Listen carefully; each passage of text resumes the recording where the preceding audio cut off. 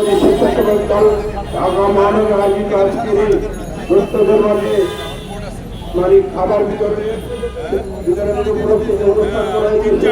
অনুষ্ঠানের সম্মানিত সভাপতি ঢাকা মহানগর দক্ষিণের সংগ্রামী আহ্বায়ক জনাব তৈর অনুষ্ঠানের প্রধান অতিথি হিসাবে বিএনপির সিনিয়র বিএনপির যুগ্ম মহাসচিব স্বেচ্ছাসেবকের সাবেক সভাপতি সাবেক ছাত্রের আলমগীর খান সাহেব এবং স্বেচ্ছাসেবক দলের সংগ্রামী সভাপতি এস এম কিরানি, স্বেচ্ছাসেবক দলের সাধারণ সম্পাদক আমাদের রাজীব হাসান, ঢাকা মহানগরের দক্ষিণের সম্মানিত সদস্য সচিব সাবেক ছাত্র বিভাগের মন্ত্রী আমাদের ফিরোজ সহ আমাদের ইয়াসিন সহ আমাদের নাজমুল সহ অসংখ্য নেতৃবৃন্দ তামালিকুল সম্মানিত নেতৃবৃন্দ, আজকে শহীদ রাষ্ট্রপতি জিয়াউর রহমানের ৪৩তম শাহাদত বার্ষিকী, সেই উপলক্ষে শুধু প্রেস ক্লাব নয়, সারা ঢাকা শহরে সারা বাংলাদেশে আমাদের নেতা কর্মীরা স্বেচ্ছাসেবক দল সহ সমস্ত নেতা কর্মীরা আজকে বিভিন্নভাবে খাবার বিতরণ করছেন,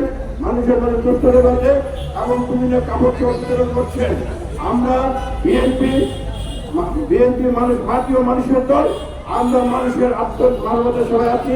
ইতিমধ্যে আমাদের ভারপ্রাপ্ত চেয়ারম্যান জনাব তারেক রহমান নির্দেশনা দিয়েছে, আজকে যে দুর্যোগ হয়েছে বিশেষ করে সাতক্ষীরা এবং দক্ষিণ অঞ্চলের, সেই জায়গায় আমাদের সমস্ত নেতা কর্মীরা সেখানে কাঁপিয়ে পড়েছে সাধারণ মানুষের পাশে।